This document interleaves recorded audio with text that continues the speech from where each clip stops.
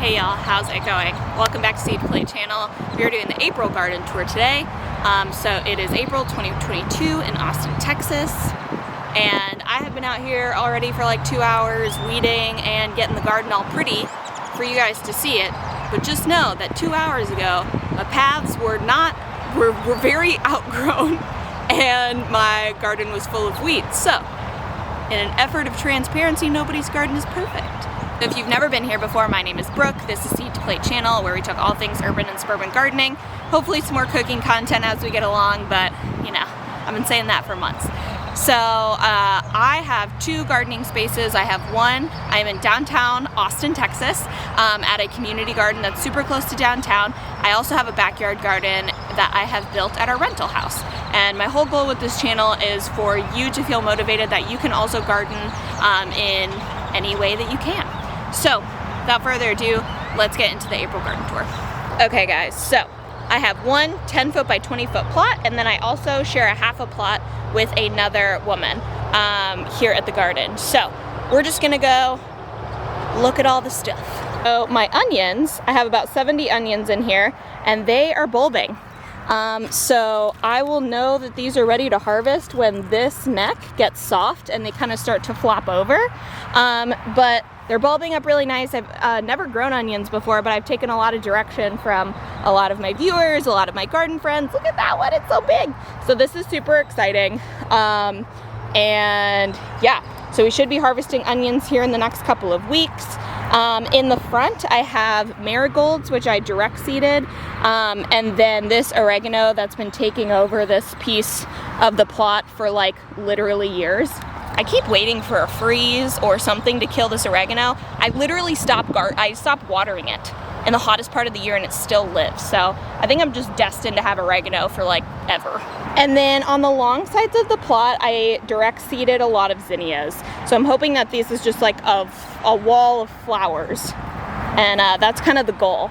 So I also have a few nasturtiums. They're not looking quite as hot, but that's okay. So more flowers. Me and my boyfriend did plant some green beans. We always plant a few plants for our Great Dane. We have 2 dogs. We have a Great Dane Mastiff and a Pit Bull Boxer, and the Great Dane Mastiff like loves green beans. Like I've literally never met a dog who loves green beans more in her life. One time we actually gave her the option of a piece of brisket or a green bean, and she chose the green bean. So we call them boons because we're dog parents and we can't say anything normally. So we call them boons and she's obsessed with them. This time of year we definitely do have stale problems. Although like I know they're not good for your plants, but they're just so funny. They're just so funny to look at. This big thing of sage is another herb that comes back year after year. Can't seem to get it to die. Sorry little snail guy, we're gonna have to, you gotta go. And then these are garlic. So I have never grown garlic. I'm very confused. I tried to dig one up and it didn't have the cloves on it. So I think I just need to wait a little bit longer. So if any of you have grown garlic and know what you're doing, let me know. Then we just have a little basil plant right here. I just spread some concentrated compost that you may have already seen the other video about. But we've got about 40 heads of garlic that are growing. And then this beautiful sea of green are potatoes. So I'll link the video where we planted potatoes. My boyfriend was actually involved in that one. He like loves potatoes. So he wanted to plant potatoes, so he planted some freaking potatoes. So in here, I don't have them marked, but there's Purple Majesty, Yukon Golds, Kennenbeck, Russets, and the Red Pontiacs. And that's everything that's in here. And then this is tomato heaven. That's what this is. So these are all determinate tomatoes. I have fertilized them one time with tomato tone. They're looking very, very healthy. So the plan is to actually do the Florida weave with these. So we're gonna put one stake here, one stake at the other end, and then Florida weave them to support them as they grow, which I think the need for doing that is becoming more and more severe. So these tomatoes are super happy, super healthy, and all of these tomatoes are for canning. So all of my fresh tomatoes for eating are at home, and we've got a bunch. I've got a bunch to show you. I'm super pumped. Although I think this one snuck in here. And I think this is actually a black strawberry. I think this is actually a cherry tomato, just based on the purpleness, which I know probably isn't a word, but based on how purple that is, I'm gonna go ahead and assume that this is a cherry tomato and that it's a black strawberry because, yeah, snuck in here with the rest of my determinants. But right now, all I'm doing to keep them staked is I have these little bamboo stakes, but this'll, you know, now that they're getting fruit on them, that'll just kind of happen really fast, honestly. Like there's one in there. But yeah, so these are all red snappers and invincibles. And then these are regular Romas for making sauce. And then on the end, these are San Marzanos.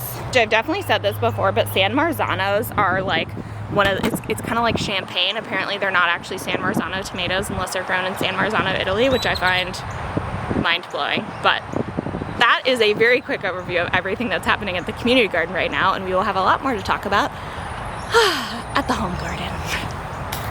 Hey y'all, how's it going? We are in the backyard garden, and I am actually all dressed up for Easter, and I got ready early, so had just enough time to run out here with you guys and show you everything that's going on in the backyard garden. First things first, this basil is so ready to plant. It is so unhappy in this in this container still. Oh man, so I have to get this planted, and it's going to go in here. So this bed needs some attention, to be honest. The parsley is kind of starting to bolt, the cilantro is bolted, my peppermint looks very happy, and I believe that is a dahlia popping up, is what that is. So we've definitely got some stuff happening in here, but I definitely want to get this basil filled in and kind of get this better managed. Our rescue lemon tree is starting to look nice and healthy and bushy after taking quite a long time to get used to being outside and being in a pot. It's kind of leaning over, so we might need to help it a little bit on there. And then tomatoes are looking pretty good. Tomato plants are looking nice, they're looking healthy, they're putting on blossoms. However, I did have an issue, and you can see it here. I had some blossoms just like get crunchy and just like not do anything. It was weird. It was kind of like the first set of blossoms on all the tomatoes had that problem. So I have no idea what happened there. But I'm getting some of my first blooms on my slicers. That looks like a really big bloom. That might end up being a fused blossom. That's why it looks so funny. So that might be kind of a weird looking tomato. But everything else in here is going well. The eggplant are starting to pop off, which is great.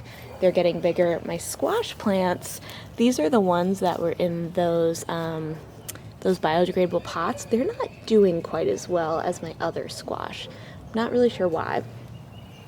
But everything is looking really, really nice so far. My cherry tomatoes are really starting to put on some fruit, which is great. Love the first cherry tomato of the year. And then in the Vago, we have our dahlias, which are growing so fast. Like once they really get going, they really start going. This one's a little bit slower, but I'm super excited that these two are growing. And then we just have some other flowers popping up in here. Love it when I see mushroom growth in the garden. That means things are going well. And also, if you watched my video last week, I am starting to feel a little bit better about being out in my garden after the whole wasp situation. So that is getting better, and thank you guys for all of your advice. There were a ton of you who were super sweet about that. Now, as we kind of move through this bed, we are starting to get a few peppers. That one looks a little funny, and I don't have this labeled, so I have no idea what kind of pepper this is. And then also I'm resisting the urge to pull these volunteers. It's hard, but I'm gonna do it, and we're just gonna let the garden be what it's gonna be. But the row of tomatoes in the back is growing really, really well. I still have to put up the trellis and start to Florida weave them. That's gonna become more and more important as they start to really set fruit and get a lot heavier. All in all, some of my peppers are looking a little like sad, but I feel like this happens with peppers when you plant them at a specific time. And also, like, these are Scotch bonnets. I find that the hotter the pepper, the hotter it needs to be outside for them to really like thrive. So I'm not giving up on these yet. last year with my habanadas, I was convinced, I was like, they're never gonna grow, but like I didn't pull them because I wanted to give them a chance, and then they were just late season bloomers. Like they did insane. So we are starting to get our first pepper fruits. We're starting to get some tomatoes. I think we have our first couple of shishitos that are sizing up really nicely. And then we have this. These are the black strawberry tomatoes from Baker Creek, and they are freaking like beautiful. I'm so excited to taste them and see what they taste like. And we're also getting some yellow pear tomatoes, which that'll be great. The squash is really starting to pop off, which is awesome that it's kind of starting to grow, because I'm sure squash vine borer season is not too far away. And these are really getting large. I forget what these are, and I can almost guarantee you I don't have a, nope. Yep, nope, nope, no. No, why would we ever mark anything? That doesn't make sense. I am checking though the stems for signs of squash vine borer eggs, and I think we're still good, but definitely it's good to check. And here we have our first sizable shishito pepper. Very exciting. I tried to put the shishitos kind of close together, but that is very exciting. Shishitos are one of my favorite garden things to have.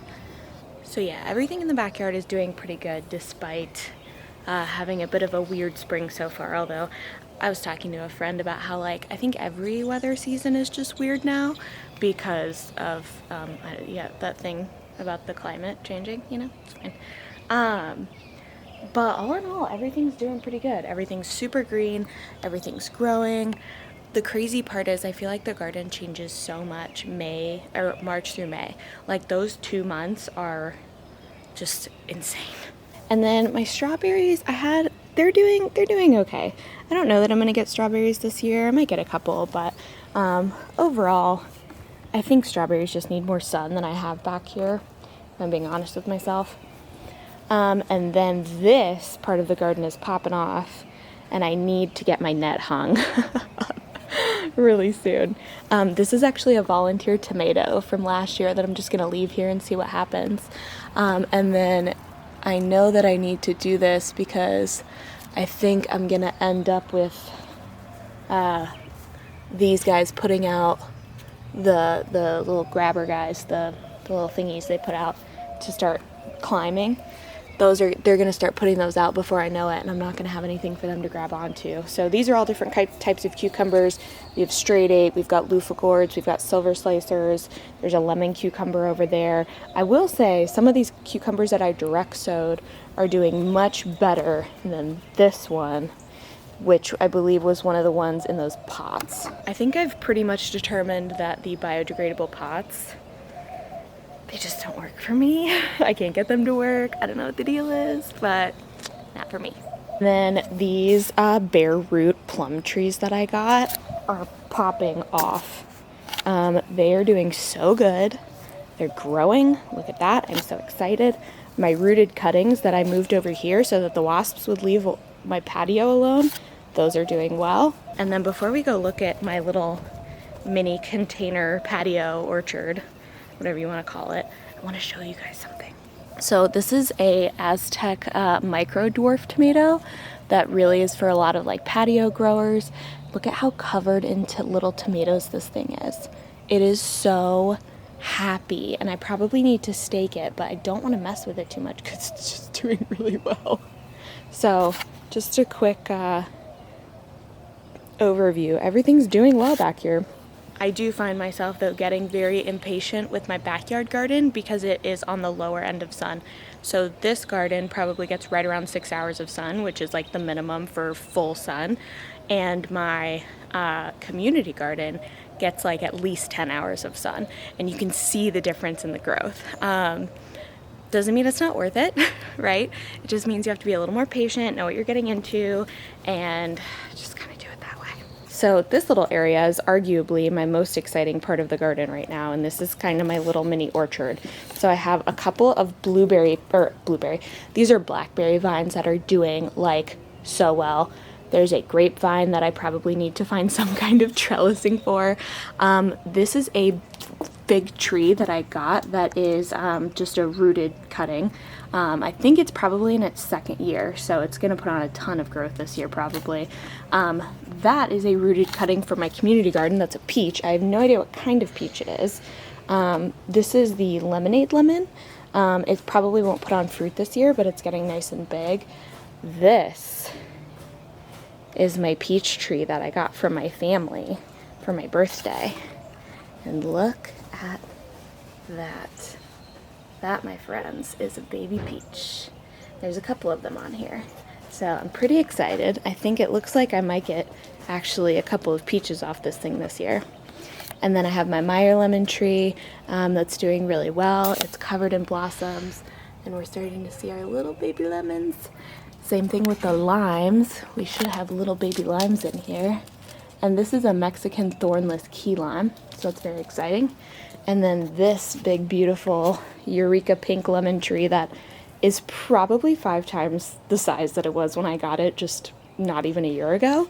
It has little baby lemons all over it, and that is super exciting. So just to kind of go over these again, this is a Eureka pink lemon tree.